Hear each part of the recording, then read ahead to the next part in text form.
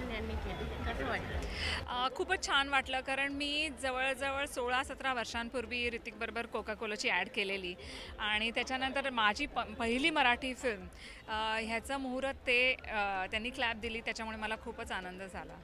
विक्रम सरांची दुसरी फिल्म आहे आणि तू त्याचा भाग होतोस. तुझं तुझं काय म्हणणं आहे? त्यांनी जेव्हा पहिली फिल्म केलेली तेव्हा मी त्याला सांगितलेलं की कारण त्याला तेव्हा माहिती नव्हतं की मला मराठी फिल्ममध्ये इंटरेस्ट आहे.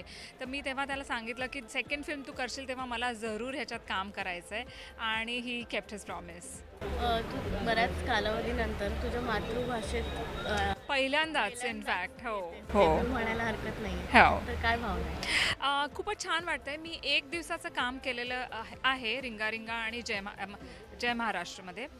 पण ते 1च दिवसाचं काम होतं, म्हणजे अगदी ब्लिंक अँड मिस अशा टाईपचा रोल होता. पण ह्याच्यात प्रॉपर फुल फ्लेज्ड रोल आहे.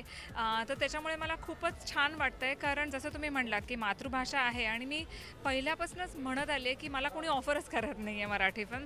कदाचित लोकांना वाटतं की मी करणार नाही, इंटरेस्ट नाही, असं गृहीत धरून चालतात लोकं.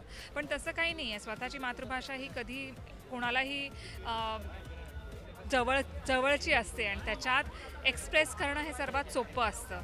तर त्यामुळे it's a happy day for me. तुझ्या भूमिकेची छोटीशी झलक आत्ताच दिसली. हो. भूमिकेविषयी काय सांगशील?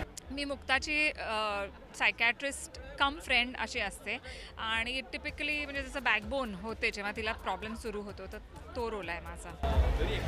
चित्रपटाचं शूट आत्ताच सुरू होणार आहे. हो. एकूण काय एक्सपेक्ट करते? मी विक्रमला म्हणजे माझा फर्स्ट डे ऑफ मॉडेलिंग तेव्हापासून मी त्याला ओळखते. त्यामुळे मला माहिती आहे की तो इतकं बारकाईने काम करतो. सगळ्या डिपार्टमेंटमध्ये त्याचं लक्ष असतं. त्यामुळे असं वाटतच नाही की अरे ह्यानी ह्याचा विचार केला आहे का, त्याचा विचार केला आहे का, कारण तो इतका अटेन्शन टू डिटेल करतो माणूस आणि एवढा पॅशनेट आहे तो जे व्यक्त करणार आहे त्याच्या बाबतीत. तर त्याच्यामुळे I am feeling completely at home. Vikram as a director आणि विक्रम ॲज अ फ्रेंड, काय फरक आहे दोघांमध्ये किंवा काय सांगू? आय थिंक साम्य असं आहे की तो पॅशनेट आहे की त्याचं म्हणजे आणि इमोशनल आहे. तर त्यामुळे ते स्क्रीनवर व्यक्त करणं हे सोपं जाणार आहे असं मला वाटतं.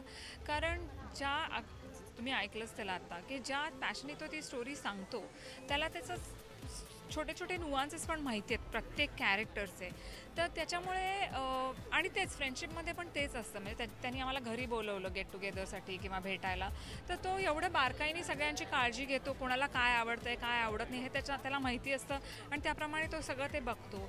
जर इफ यू लुकिंग सॅड तर तो विचारतो काय झालं, व्हॉट्स द प्रॉब्लेम, टेल मी. तर एवढं त्याचं लक्ष असतं. जाता जाता प्रेक्षकांना काय सांगशील? स्माईल प्लीज नक्की बघा कारण माझी पहिली मराठी फिल्म आहे.